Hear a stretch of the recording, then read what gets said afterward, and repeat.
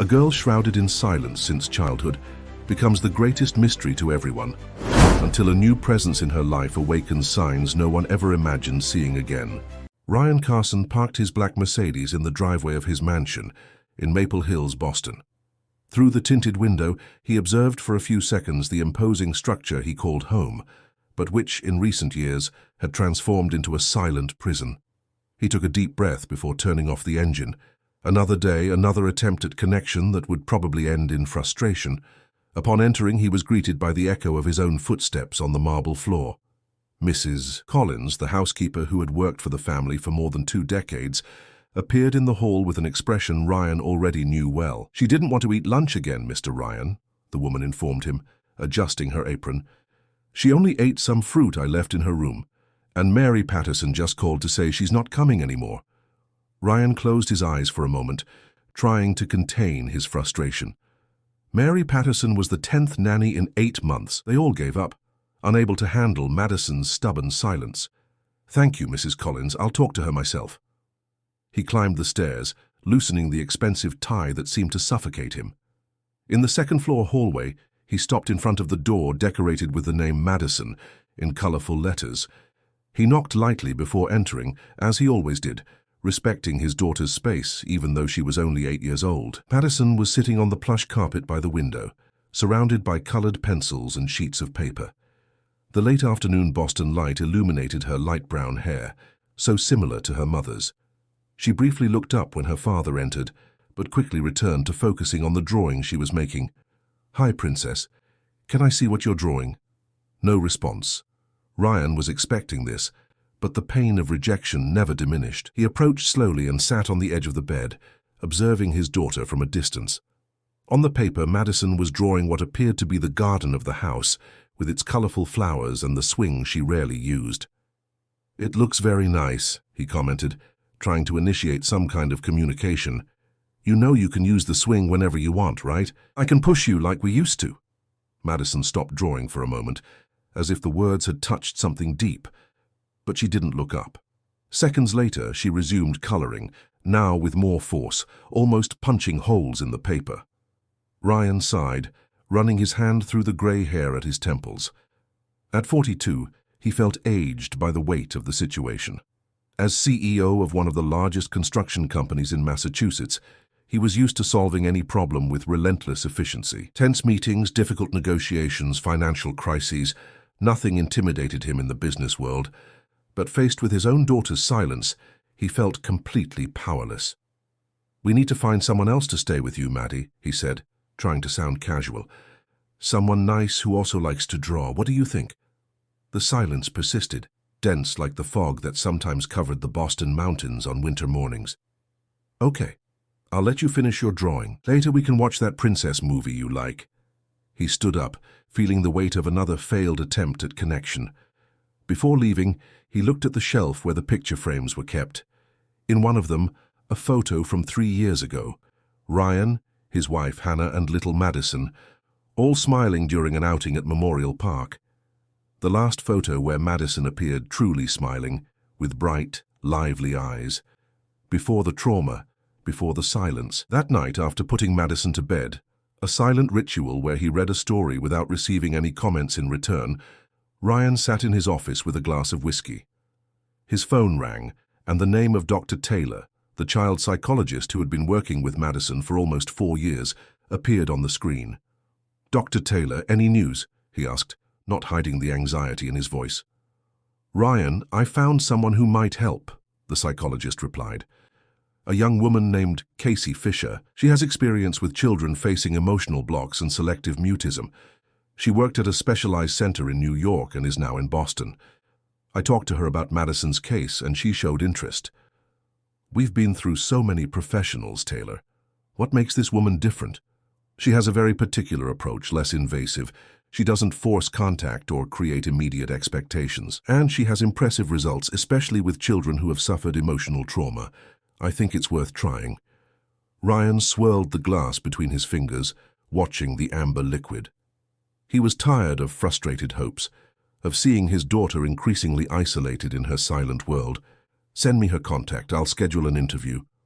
2 days later, Casey Fisher was crossing the gates of the Carson mansion. At 28, she had a simple appearance that contrasted with the luxurious environment. She wore jeans, a teal blouse, and carried a colorful fabric bag. Her curly hair was tied in an unpretentious bun, and she wore very little makeup, just enough to highlight her large brown eyes. Mrs. Collins led her to the living room where Ryan was waiting.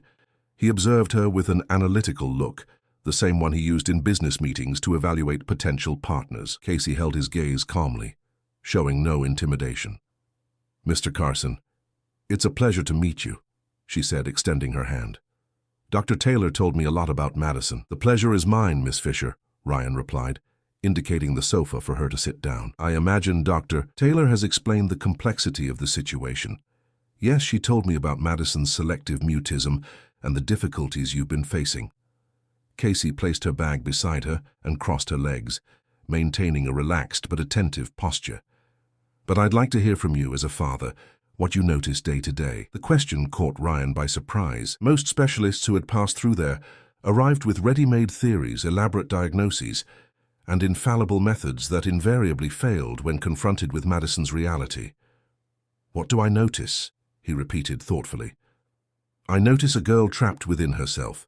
I see moments when she almost says something, but then closes up again, as if afraid of her own words.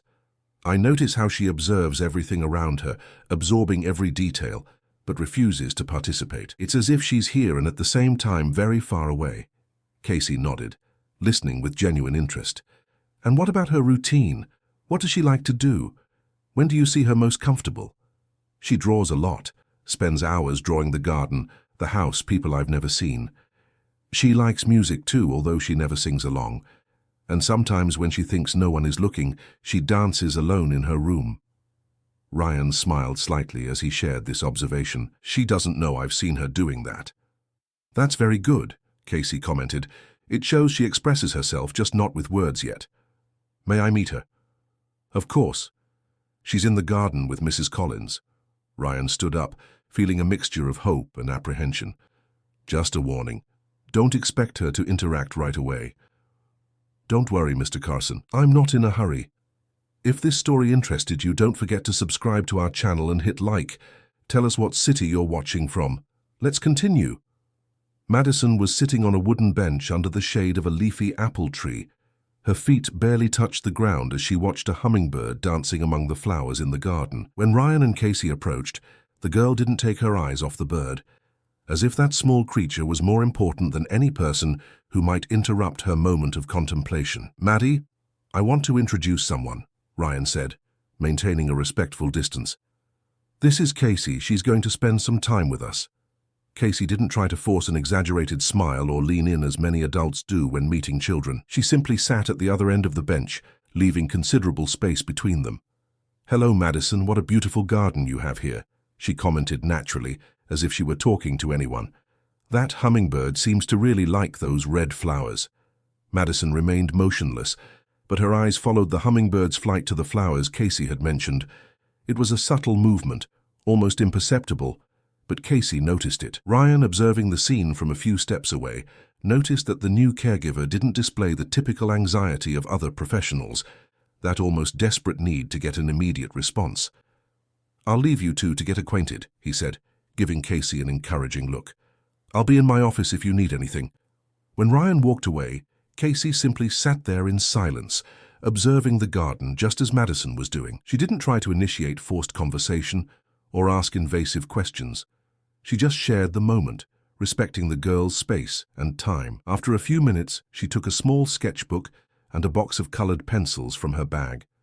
She began to draw the same hummingbird Madison was watching, with simple but expressive strokes.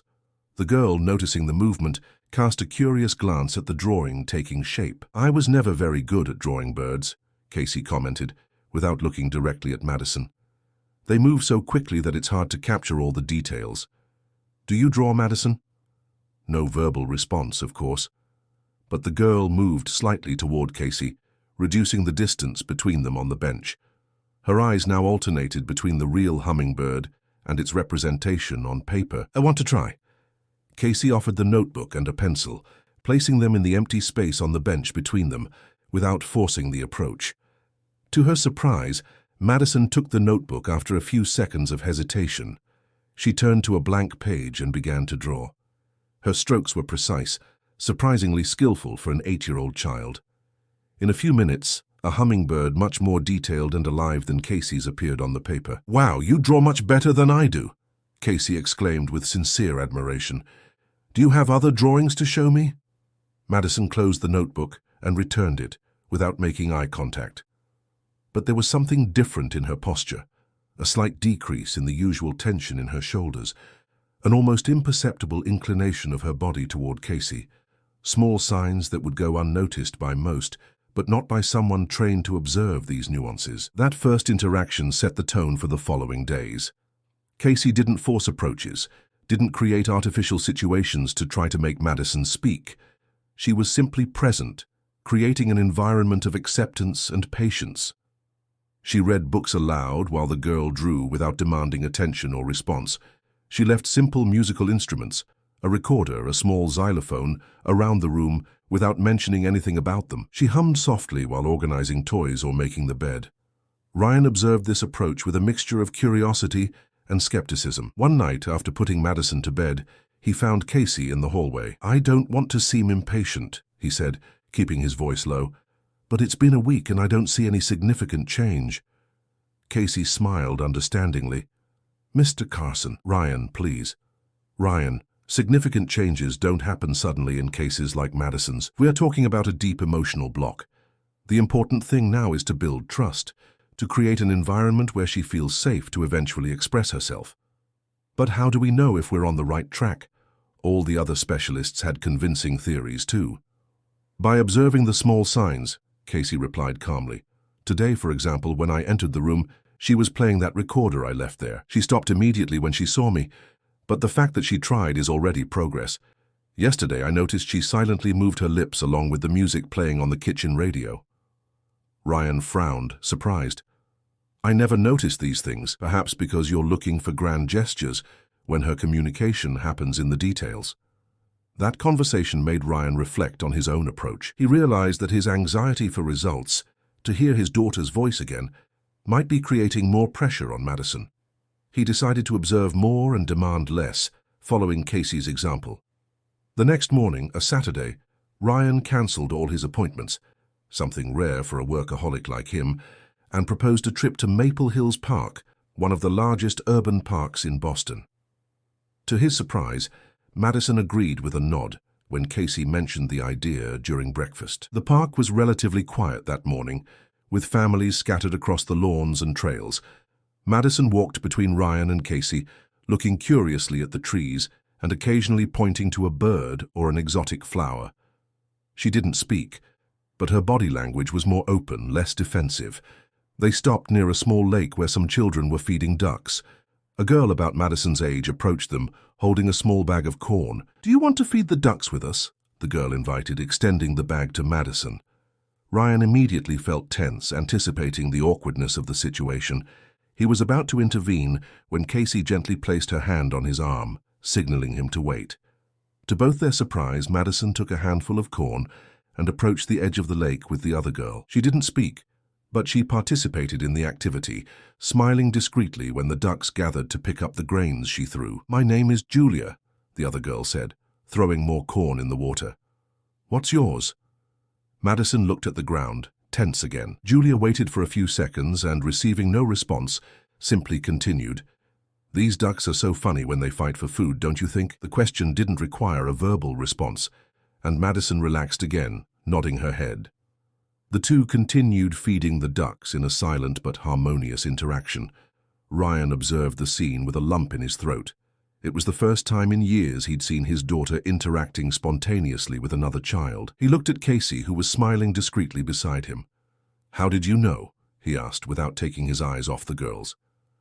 "I didn't know," Casey replied honestly, "but I believed in the possibility." Back at the mansion, after a surprisingly peaceful day at the park, Madison went up to her room while Ryan invited Casey for a conversation in his office. "I want to better understand your approach," he said, indicating an armchair for her to sit in. "What exactly are you doing differently from the other professionals?" Casey settled into the armchair, thoughtful. I'm not trying to fix Madison, Ryan, that's the point. Many professionals approach selective mutism as a problem to be solved, a defect to be corrected. I see it as a perfectly understandable response to a deep emotional trauma. But she needs to speak again, Ryan argued. She can't spend her life in silence. I agree, but she will speak when she feels it's safe to do so, when her voice is stronger than her fear. We can't force this process, only create the conditions for it to happen naturally. Ryan nodded, contemplating Casey's words. And what are those conditions? Emotional safety, unconditional acceptance, genuine patience without imposed expectations, and mainly, understanding that her silence is not a personal rejection of you or anyone else. It's a form of protection, she found. Protection against what? Asked Ryan, his voice betraying the contained emotion. What happened that day was an accident. No one could have predicted. Casey noticed how he abruptly interrupted himself, as if revisiting that memory was too painful. Sometimes, she said softly, what seems like a simple accident to adults can be interpreted as something much more frightening in a child's mind, especially when it involves people she loves. Ryan looked away toward the window, where the lights of the city were beginning to dot the Boston night landscape. The silence extended between them, heavy with unspoken memories. Do you think she'll ever overcome this? He finally asked. I don't like the word overcome, Casey replied. It suggests leaving something behind, forgetting. I prefer to think of integrating the experience, transforming it into something that no longer has the power to silence her. And yes, I believe that's possible. I'm seeing small signs every day. The days went by, and a routine began to establish itself in the Carson mansion. Casey arrived early every morning and spent the entire day with Madison, accompanying her in school activities, done with private tutors who came to the house, in games and at meals. Ryan, who had previously kept his distance due to constant failures in attempts at connection, now participated more actively, following Casey's subtle guidance. One Wednesday afternoon, while putting away some clothes in Madison's closet, Casey noticed something unusual, a small wooden box hidden in the back of a drawer. Normally she would respect the girl's privacy, but something about that object caught her attention. It looked old, with delicate carvings on the lid and a small golden clasp. She looked at Madison, who was concentrating on a puzzle on the other side of the room. Can I see what this is, Maddie? She asked, showing the box. The girl looked up, instantly alert. For a moment, Casey thought she had made a mistake, invaded a forbidden territory. But then, to her surprise, Madison got up and walked over to her. She took the box from Casey's hands and sat on the bed, indicating with a discreet gesture that the caregiver could sit beside her. With almost reverential care, Madison opened the box. Inside there were several personal items, a silver bracelet with a heart pendant, some old photos, a delicately embroidered handkerchief, and at the bottom, what appeared to be a small cassette tape. Are these your mom's things? Casey asked softly. Madison nodded, picking up one of the photos. In it, a young and beautiful woman held a Madison of approximately 3 years old in her lap, both smiling at the camera in front of a beach that Casey recognized as being from the Cape Cod coastline. The resemblance between mother and daughter was impressive. The same light brown hair, the same face shape, the same smile that Madison rarely showed now. She was very beautiful, Casey commented, and you two look very much alike. Madison traced the outline of her mother's face in the photo with her fingertip, a gesture so full of longing that it made Casey's heart tighten. Then, the girl picked up the cassette tape and extended it to Casey, as if wanting to show something important. What's on this tape? Casey asked, examining the old object. It was one of those old tapes that no one used anymore, with a handwritten label. For Maddie Lullabies. Madison pointed to a small shelf in the corner of the room, where there was an old radio with a tape player. Casey understood immediately. Do you want us to listen to this together? An affirmative nod. Casey brought the radio near the bed, plugged it in, and carefully inserted the tape. When she pressed the play button, Hannah Carson's soft voice filled the room, singing a sweet version of Hush, Little Baby, an American lullaby. The voice was clear, in tune, full of emotion. Sleep, my little one, sleep. The stars are already in the sky. Mommy is here, I'll always be. Close your little eyes, dream with the angels. Madison closed her eyes, absorbing each note, each word. A single tear ran down her face, but there was a small smile on her lips. Casey noticed that she silently moved her lips following the lyrics. When the music ended, Hannah spoke on the recording. "This one is for when you're sad, my love. Remember that Mommy is always near, even when you can't see me." Then, another song began. They stayed there listening to the entire tape, a collection of lullabies and small messages from Hannah to her daughter. When the last song ended, Madison rewound the tape to the beginning, as if it were a familiar ritual. "Do you listen to this often?" Casey asked. Madison nodded. "It's a very special treasure you have." Her voice was beautiful. After that shared moment, something changed in the relationship between Madison and Casey. The girl began to seek more of the caregiver's company, not just tolerating her presence, but seeming to appreciate the moments together. She still didn't speak, but her non-verbal communication became increasingly expressive. A look, a gesture, a drawing that told stories without words. On a Saturday morning, while Ryan was participating in a video conference in his office, Casey decided to try something new. She took Madison to the kitchen, where Mrs. Collins had already separated the ingredients for cookies. "Shall we make cookies today?" Casey proposed, showing the recipe she had printed. "Your grandmother Collins said you used to love helping in the kitchen." To Casey's surprise, Madison seemed genuinely excited about the idea. She put on an apron that Mrs. Collins had set aside for her, a child's apron with flower prints that she probably hadn't used in years, and positioned herself next to the counter, ready to start. Casey turned each step of the recipe into a small game. When it was time to add the vanilla, she pretended the bottle was a microphone. "And now, ladies and gentlemen, we're going to add the vanilla," she announced loudly, like a cooking show host, before passing the microphone to Madison. The girl took the bottle, hesitated for a moment, and then, in a surprising gesture, brought it close to her lips. Casey held her breath. Madison opened her mouth and nothing came out.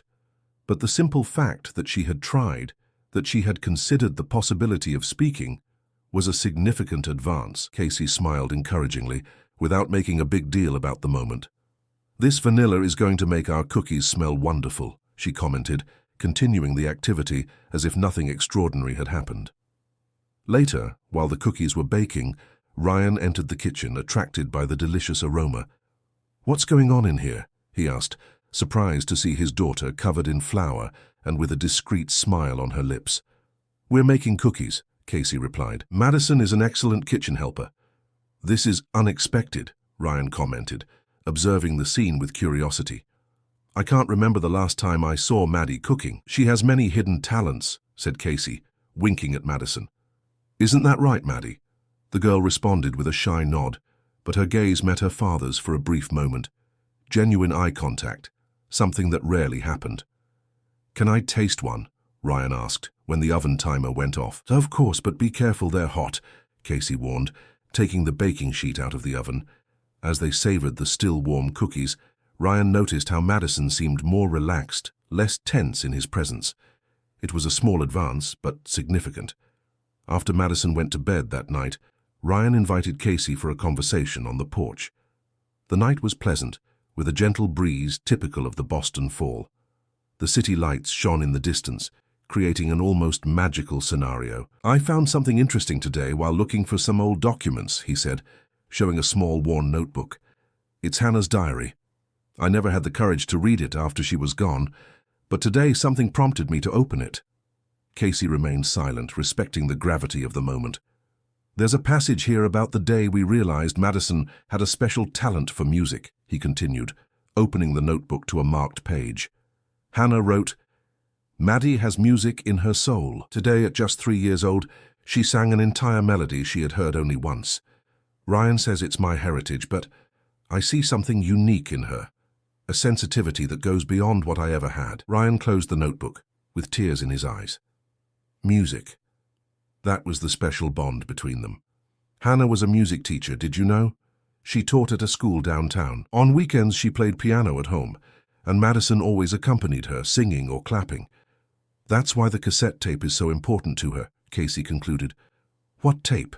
Casey told him about the discovery of the box of memories and the tape with lullabies recorded by Hannah. "I didn't know she had that," Ryan admitted, seeming shaken. Hannah must have made that recording shortly before the incident. "Ryan," Casey said carefully, "I think we need to talk about what really happened that day. Dr. Taylor gave me only basic information about Madison's trauma, but I feel there's more to this story." Ryan took a deep breath, looking at the horizon dotted with lights. It was 4 years ago. Madison had just turned 4. Hannah was giving a private lesson here at home, on the piano in the music room. Madison loved to stay there, listening. "I was in my office, busy with an important negotiation on the phone." He paused, as if gathering strength to continue. "Suddenly I heard a strange noise coming from the music room. When I got there, I found Hannah on the floor. A cerebral aneurysm, they said later. It was all very quick, she didn't suffer. But Madison saw everything. She was sitting next to the piano watching her mother on the floor, not understanding what was happening." "My God," murmured Casey, finally understanding the dimension of the trauma.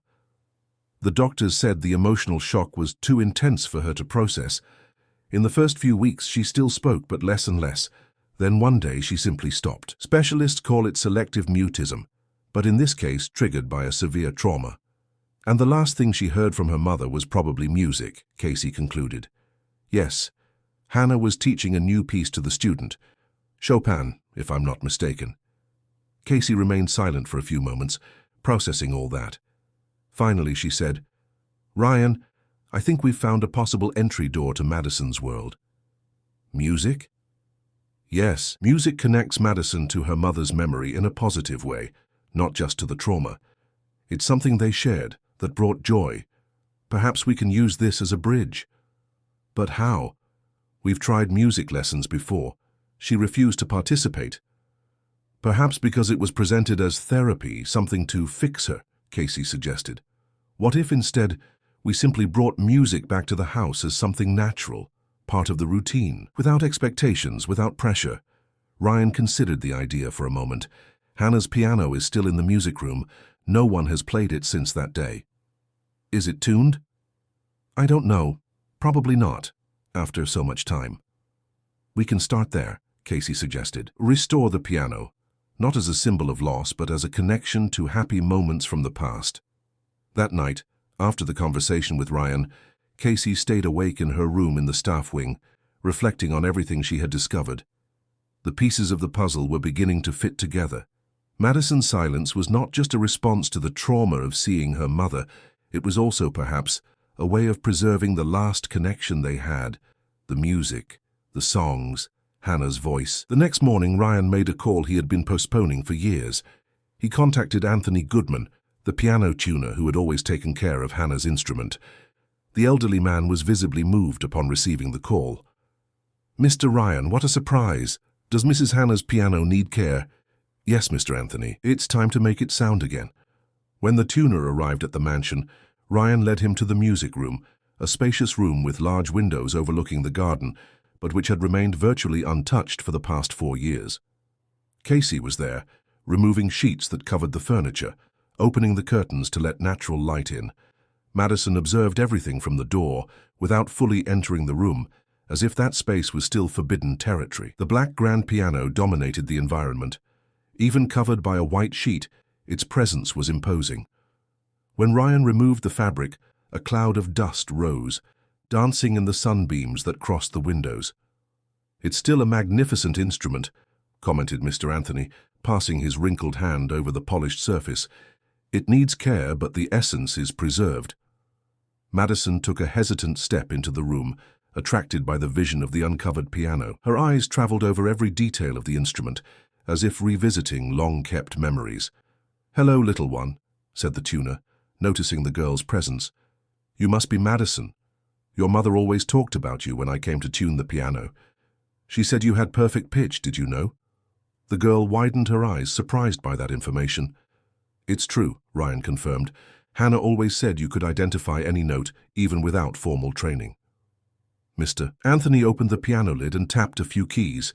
The sound came out of tune, melancholic, like a lament for years of silence. "It's going to take some time to make it perfect again," he said. "But I'm willing to dedicate the necessary time. This piano deserves to sing again." For the next 3 days, Mr. Anthony worked on the instrument, tuning each string, adjusting each hammer, restoring its dormant voice. Madison, initially reluctant, began to appear in the room more frequently, observing the tuner's work from a distance. On the third day, to everyone's surprise, she sat silently on a small stool near the piano, attentively following each movement of the old craftsman. "You know, Madison," Mr. Anthony said as he worked, "your mother had magic hands.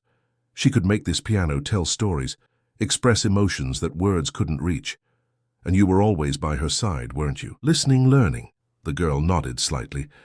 "Want to try?" he offered, moving away from the bench after finishing his work. "It's perfectly tuned now." Madison looked at Casey, who was watching the scene discreetly from the other side of the room, as if asking for permission or encouragement. "Go ahead, Maddie," the caregiver said softly. "The piano has been waiting for you." With extreme caution, as if approaching a wild animal that might be startled by sudden movements, Madison sat on the bench. Her small hands hovered over the keys for a long moment. Then, with delicacy, she pressed a single key, a middle C. The crystalline sound filled the room, vibrating in the air like a question long silenced. Casey and Ryan exchanged emotional looks, holding their breath so as not to break the enchantment of the moment. Mr. Anthony smiled, nodding encouragingly to the girl. After a few seconds, Madison pressed another key, and another, and yet another. Loose notes, apparently random, that gradually began to form a recognizable pattern.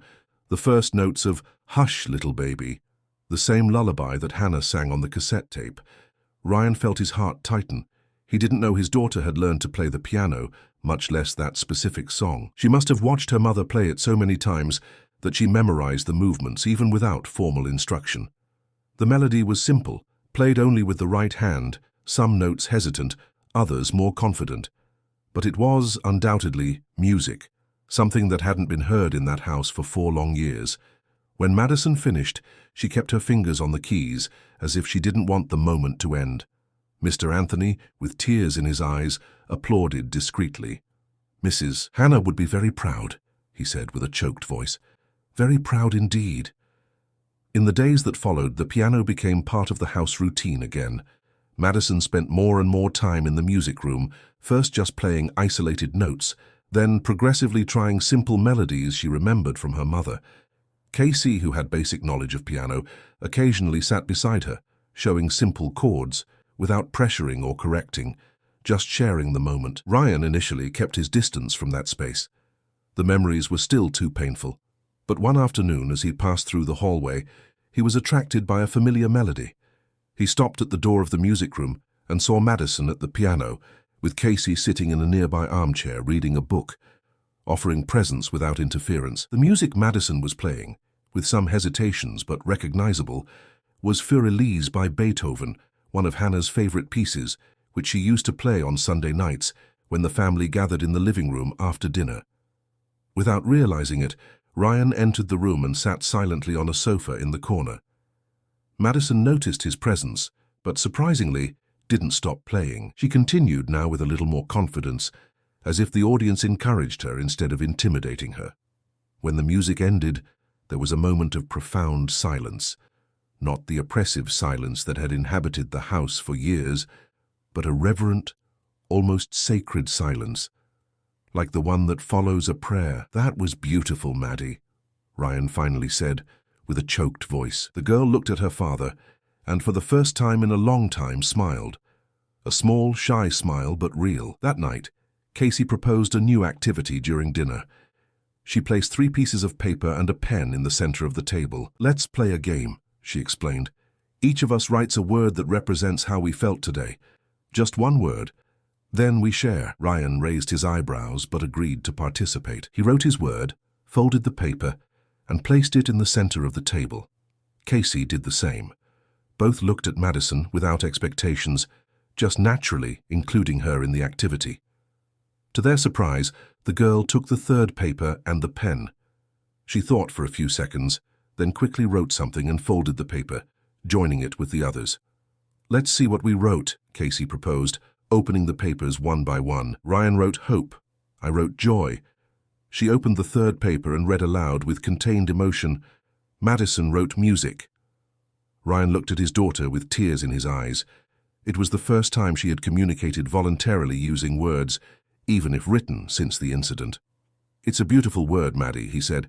"I think it perfectly sums up today." That same week, the invitation from the school for the end-of-quarter presentation arrived. Madison studied at home with private tutors, but maintained a link with a traditional Boston school, where she took tests and participated in specific activities to maintain socialization, always accompanied by a trusted adult. "A musical presentation for the parents," Ryan read, showing the invitation to Casey.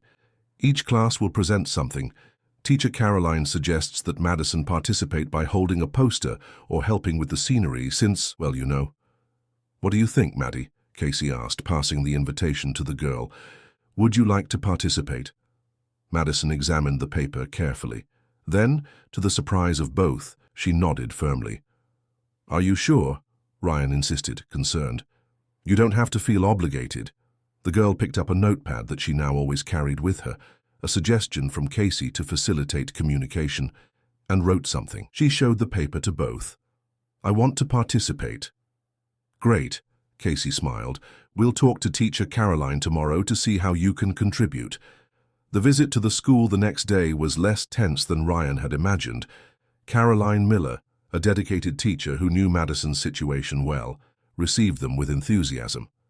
"We're preparing a musical number," she explained.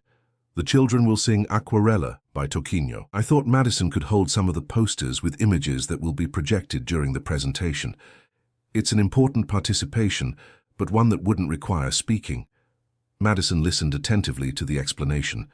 Then, to everyone's surprise, she took her notepad and wrote something, showing it to Casey. "She's asking if she can play piano in the presentation," Casey translated, equally surprised. "Piano?" repeated the teacher, looking at Ryan for confirmation. "She recently started playing again," he explained. "It's something new, or rather something that was dormant and awakened." Caroline thought for a moment. "Well, we have a piano in the auditorium. It's rarely used, but it's in good condition. If she feels comfortable, we could adapt the presentation. Perhaps an instrumental accompaniment for the music." Madison wrote again in her notepad. "Can I practice at home?" "Of course," the teacher replied, smiling. "I'll give you the simplified score, and you can practice as much as you want. It will be a wonderful addition to our presentation." During the way back home, Ryan observed his daughter through the rear-view mirror. There was a determination in her gaze that he hadn't seen in years. That same intensity that Hannah showed when preparing for important presentations. "Are you sure you're ready for this, Maddie?" he asked, when they stopped at a traffic light. "It will be a big step." Madison nodded firmly. Then she wrote something in her notepad and passed it to Casey, who was in the passenger seat. She wrote, "Mommy will help me," Casey read, exchanging a significant look with Ryan. In the days that followed, Madison dedicated herself intensely to rehearsals. She spent hours at the piano, repeating the melody of Aquarella until each note sounded perfect. Sometimes Casey would find her in the music room at dawn, already practicing, as if she couldn't wait to continue from where she had left off the night before. One afternoon, while Madison was concentrating on a particularly challenging part of the music, Casey noticed something extraordinary. The girl was humming softly as she played. They weren't formed words, just a melodic murmur that accompanied the music. But it was sound. Sound voluntarily produced by a throat that had been silent for so long. Casey contained her emotion and didn't comment on anything, knowing that any emphasis could make Madison withdraw.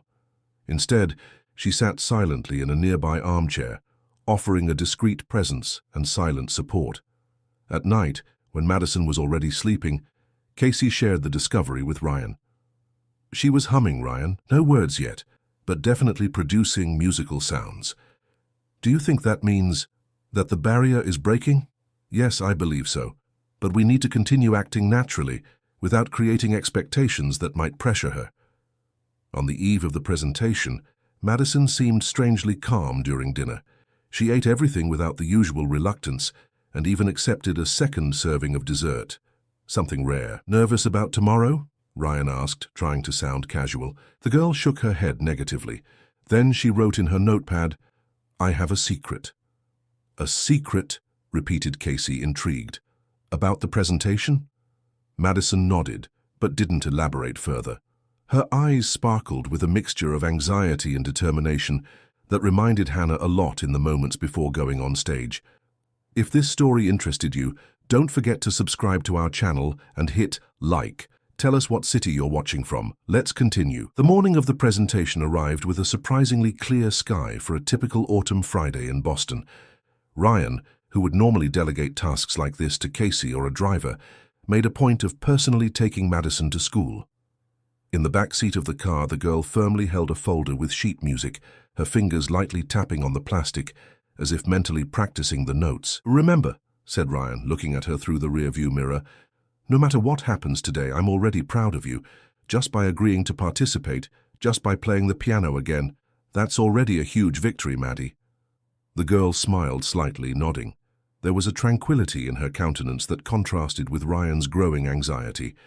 It was as if the roles were reversed, the nervous father, the serene daughter. Casey was waiting for them at the school entrance, having arrived earlier to help with the preparations. She wore a simple but elegant dress, appropriate for the occasion, and her face lit up upon seeing Madison get out of the car. "You look beautiful," she exclaimed, admiring the navy blue dress the girl was wearing, her own choice, as she had surprisingly shown interest in her appearance for the first time in years. "And you brought your sheet music. Very good. Teacher Caroline is waiting for us in the auditorium for a final rehearsal before the parents arrive." The school auditorium was an impressive space, with a capacity for 400 people and privileged acoustics.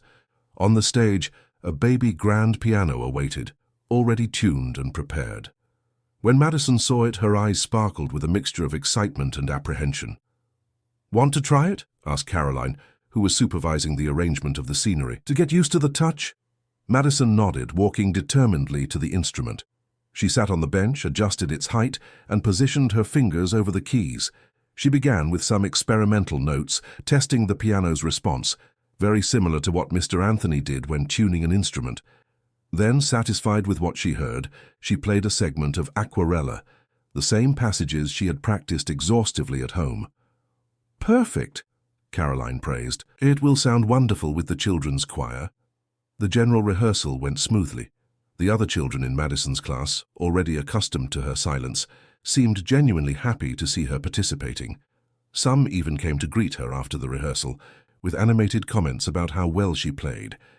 As the time for the presentation approached, the auditorium began to fill. Parents, grandparents, siblings, entire families arrived, creating that characteristic buzz of school events. Ryan, seated in the first row, felt a mixture of pride and apprehension. Beside him, Mrs. Collins, who had insisted on coming to watch her little granddaughter of the heart, clutched an embroidered handkerchief between her fingers, equally moved.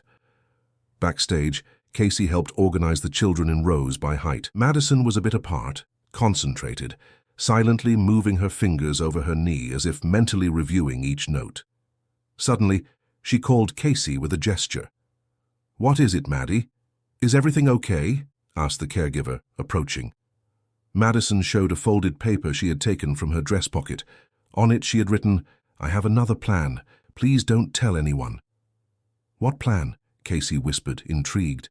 The girl shook her head, indicating it was a secret. Her eyes pleaded for trust and support.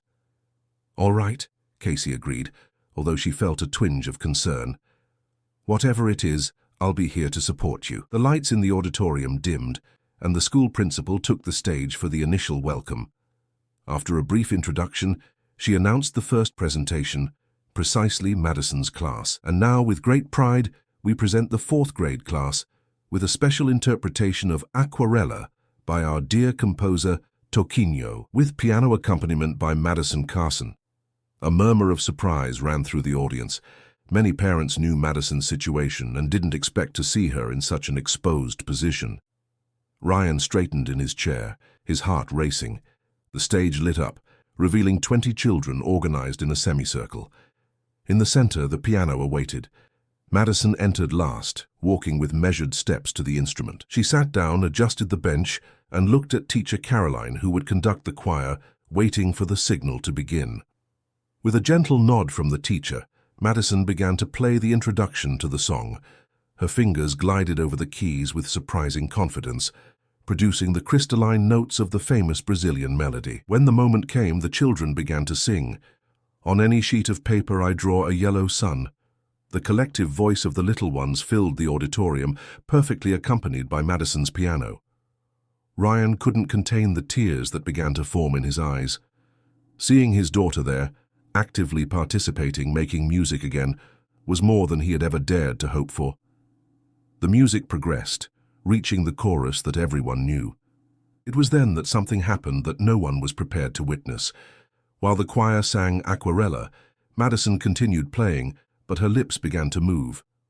At first she seemed to just silently follow the lyrics, as she did when listening to Hannah's tape. But then, almost imperceptibly at first, her voice began to emerge.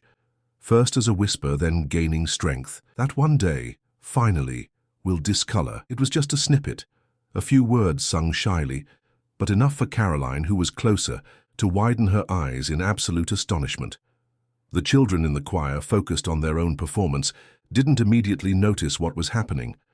Ryan, however, instantly recognized that voice. Even fragile, even hesitant, it was unmistakably his daughter's voice.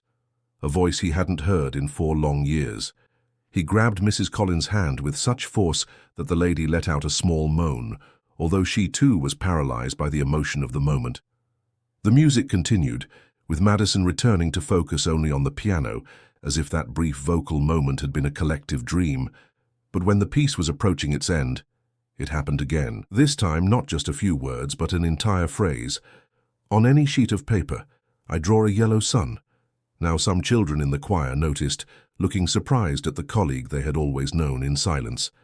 Caroline, too, moved to maintain professional composure, let a tear run down her face while continuing to conduct the group. When the music ended, there was a moment of silence, that brief instant between the end of a presentation and the beginning of applause. In that small temporal vacuum, Madison turned to the audience and, looking directly at Ryan, said in a clear voice, although still low, "For you, Daddy, and for Mommy, wherever she may be." The auditorium exploded in applause. Parents who didn't even know Madison's story were standing, infected by the palpable emotion in the environment. Ryan, unable to contain himself, ran to the stage and hugged his daughter with all the love and relief his heart could express. "You spoke, Maddie," he whispered through tears.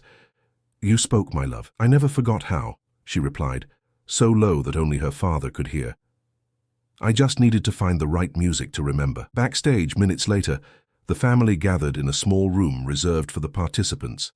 Casey hugged Madison, equally moved, while Mrs. Collins couldn't stop repeating, "Oh my goodness," between sobs of joy. "Was that your secret?" Casey asked, wiping her own tears. "Were you planning to speak during the presentation?" Madison nodded, still smiling. "I've been practicing alone," she explained, her voice gaining confidence with each word. "In my room, when no one could hear. I wanted to be sure before trying in public." "But why didn't you tell us?" Ryan asked, still marveling at hearing his daughter speaking again. The girl became serious for a moment. "Because I was afraid of failing, of creating an expectation and then not being able to. Like all the other times I tried and the words got stuck." Casey knelt to be at the girl's eye level. "And what was different this time?" "The music," Madison replied simply. "When I play, I can hear Mommy. It's as if she were with me, helping me find the words again." Ryan wiped away a tear. "Hannah would be so proud of you, my love. As proud as I am now." Madison smiled. That full smile that Ryan hadn't seen in so long. "I know, Daddy. I feel her with me when I make music." Caroline gently knocked on the door before entering. "Sorry to interrupt this moment," she said, visibly moved. "But the other children are asking if they can see Madison. They're very excited about what happened." "What do you think, Maddie?" Casey asked. "Do you want to see your classmates now, or would you prefer to go home and rest?" "I want to see them," Madison replied with surprising determination. "I want to thank them for singing with me." When they left the room, they found not only the children from the choir, but several other students and parents who were waiting to greet Madison. What followed was a small, improvised celebration with hugs, applause, and many words of affection and admiration. Amid the happy confusion, Ryan pulled Casey aside. "How can I thank you for what you've done?" he asked with a choked voice. "You brought my daughter back." Casey shook her head. "It wasn't me, Ryan, it was Madison. She found her own path in her own time. I just helped create an environment where she felt safe to try." "Even so," he insisted. You believed when no one else believed, including me. Sometimes, said Casey, watching Madison talking shyly with two classmates, all we need is someone who sees possibilities where others see only limitations. On the way back home, Madison sat in the back seat, exhausted but radiant. She spoke little, as if still getting reaccustomed to the sound of her own voice, but each word was a precious gift after so many years of silence. Will the piano stay in the music room now? She asked, looking out the window at the familiar Boston streets. Of course, Ryan replied. That will always be its place, and now it will be your place too whenever you want to play. Can I have lessons to learn properly? All the lessons you want, Princess. Arriving at the mansion, they were greeted by a still emotional Mrs. Collins, who had run ahead to prepare an improvised celebration. The dining room table was set with a special snack, all of Madison's favorite sweets, including the carrot cake with chocolate frosting that the girl loved so much. My little talking princess, the housekeeper said, hugging Madison with tears in her eyes. What joy to hear your little voice again. Seated at the table, savoring the snack and recalling the moments of the presentation, there was an atmosphere of renewal, as if the entire house breathed relieved after years of suffocation. The oppressive silence that had inhabited each room finally dissipated, replaced by an almost palpable lightness. You know, Madison said suddenly, looking at her father, I always heard you. What do you mean, Maddie? All the stories you read to me before bed, all the times you told me about your day at work, even thinking I wasn't paying attention. I heard everything, I just couldn't respond. Ryan felt a lump in his throat. How many nights had he sat beside his daughter's bed, reading stories or simply talking, never knowing if his words really reached her? I knew, Princess, he said, although they both knew it wasn't true. Deep down, I always knew you were there listening. 3 months passed since the school presentation that marked the return of Madison's voice. The Carson mansion, previously plunged into heavy silence, now overflowed with sounds. Music coming from the piano room, laughter during meals, animated conversations echoing through the corridors. It was as if the house had awakened from a long sleep, just like its little resident. The recovery of Madison's speech wasn't instantaneous or immediately complete. In the first days after the presentation, she still spoke little, carefully choosing her words, as if testing her own voice. There were moments of retreat, when the old silence tried to reassert its dominion, especially in stressful situations or when she met unfamiliar people. But each day, with Ryan's patient support and Casey's gentle guidance, Madison advanced. The girl began to attend sessions with Dr. Taylor, the psychologist, now no longer in silence, but actively participating in the therapeutic process. The progress was visible, celebrated with the same discreet joy with which a simple eye contact or a small nod of the head was previously celebrated. On a sunny Sunday morning, Ryan prepared breakfast in the kitchen, a new tradition he had established since the big day, as they called the presentation. While setting the table with fresh fruits, cheese bread, and natural juices, he heard Madison upstairs singing a children's song as she got ready.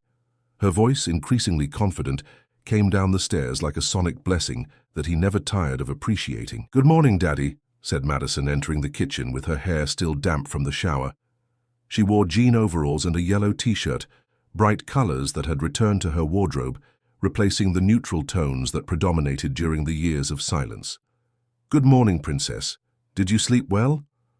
I dreamed about Mommy, she replied, sitting at the table and picking up a strawberry. She was playing piano and I was singing along.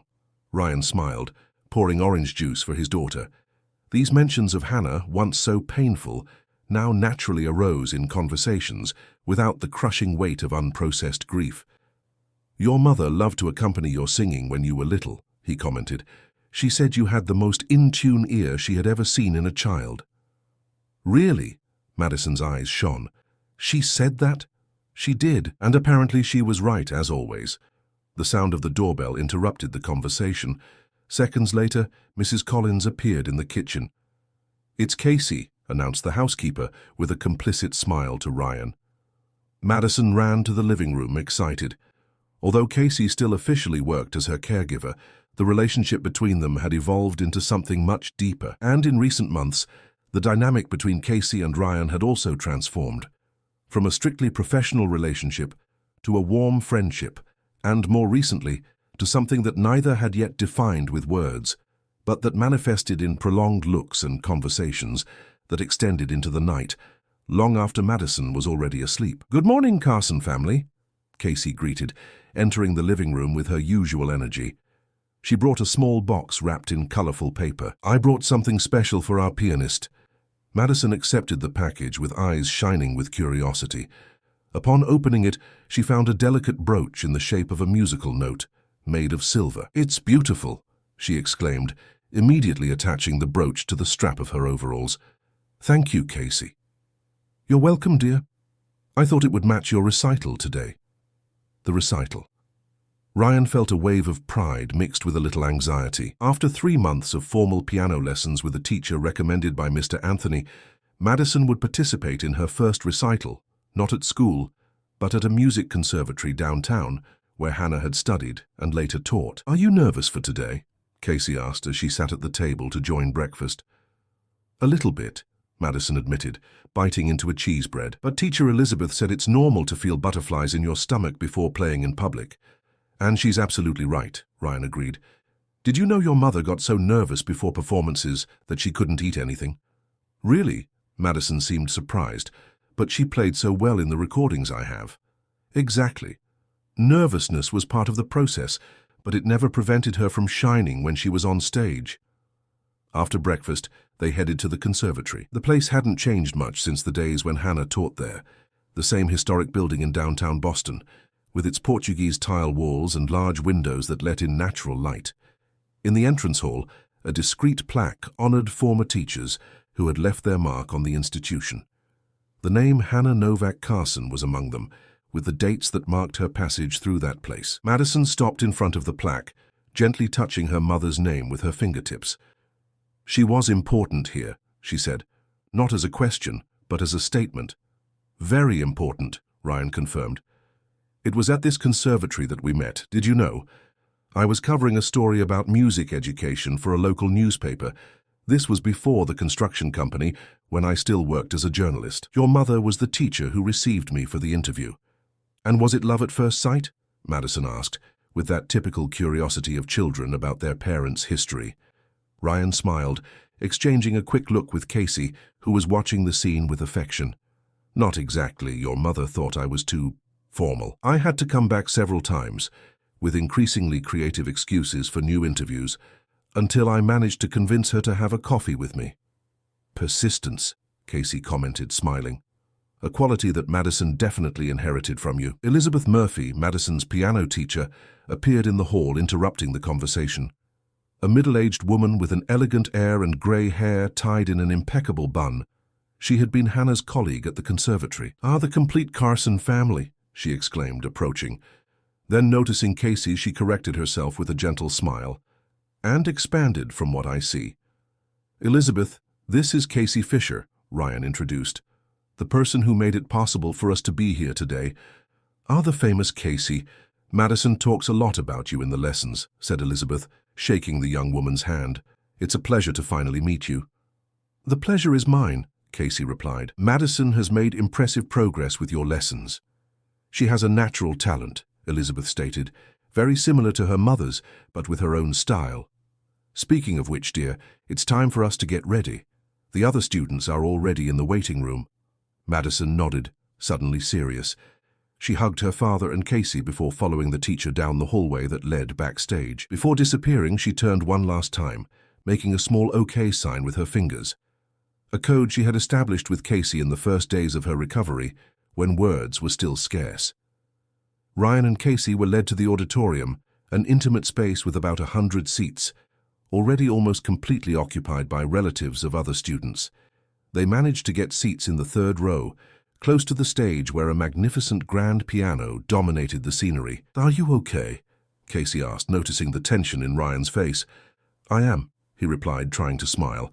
"It's just that this place brings so many memories. Hannah gave her last recital on this very stage, you know, 2 months before the incident." Casey took his hand, squeezing it gently. "She would be so proud, Ryan.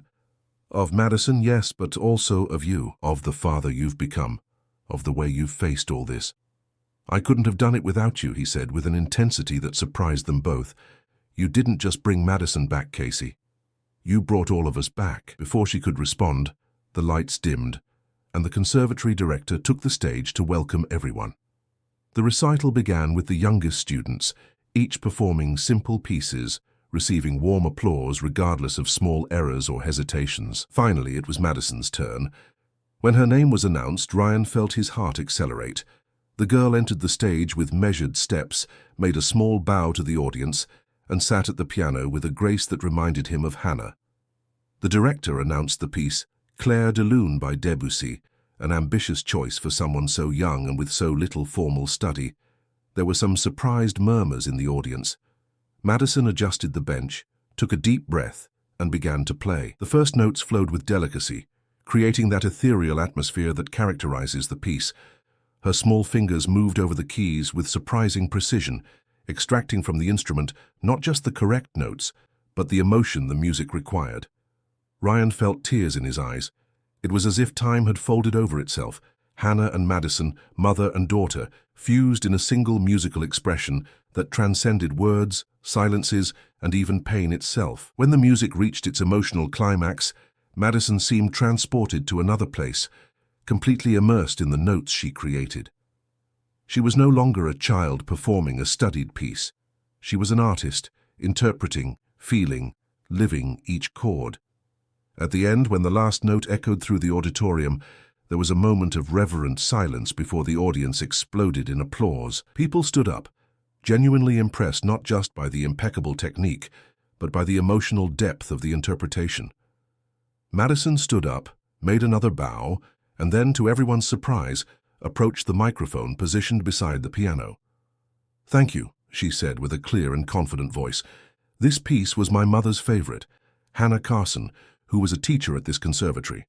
I want to dedicate it to her, wherever she may be now, and also to my father Ryan, who never gave up on me, even when I couldn't find my voice, and to Casey Fisher, who helped me rediscover the music inside me." The speech, unexpected and moving, provoked a new wave of applause.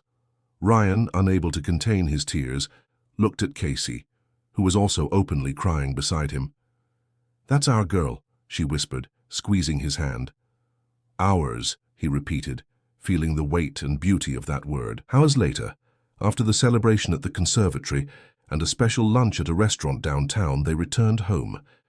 Madison, exhausted but radiant, went straight to her room, taking with her the certificate of participation in the recital and a small trophy she had received as a standout among the beginner students. Ryan and Casey stayed on the porch, admiring the sunset that tinged the Boston sky with shades of orange and pink. There was a tranquility between them, the kind of comfortable silence that only exists between people who don't need to fill every moment with words. "What are you thinking about?" Casey finally asked, observing Ryan's thoughtful profile against the colorful sky. "About how unpredictable life is," he replied. "A year ago I was lost, watching my daughter sink deeper and deeper into her silence, not knowing how to reach her. Now," he made an encompassing gesture, as if wanting to include all the transformation they had lived through. "Now you have your daughter back," Casey completed. "And she has you back too. And we have you," Ryan added, turning to face her. "At least, I hope so." Casey smiled, a smile that contained promises not yet verbalized. "I wouldn't go anywhere, even if I wanted to. That girl upstairs stole my heart from the first day, even without saying a word." "Only her?" Ryan asked, with a boldness that surprised even himself. "You Carsons are irresistible," she replied with a sparkle in her eyes. "It must be something genetic." They laughed, and then, in a movement as natural as it was inevitable, their hands met on the porch table. It wasn't the first time they had touched, but there was something different now, a promise, a beginning. From inside the house, coming from the music room, they heard the sound of the piano. Madison, apparently not as tired as she seemed, was playing again. Not Debussy this time, but a simple and cheerful melody that Hannah used to play on Sunday mornings. "She's calling us," Ryan said, standing up and extending his hand to Casey. "Shall we?" Together they walked to the music room, where they found Madison at the piano with a radiant smile. Upon seeing them, she signaled for them to approach. "I want to show something I'm composing," she announced, with that shy pride of someone who is still getting used to sharing their creations. "It's for the three of us." When she began to play, the melody was simple but deeply touching. It had elements that reminded of Hannah's lullabies, but with a distinctly personal touch, a musical signature that was exclusively Madison's. Ryan and Casey sat in a small armchair near the piano, listening with reverent attention. At some point, without realizing it, Ryan put his arm around Casey's shoulders, and she rested her head on his shoulder, as if that gesture was the most natural thing in the world. The music flowed, filling every corner of the house that had been plunged into silence for so long. It was more than a composition. It was a declaration, a new beginning, a promise that voices, once silenced by pain, could find new ways to express themselves. When Madison finished playing, she looked at the two with that peculiar mixture of shyness and confidence that characterized her now. "Did you like it?" she asked.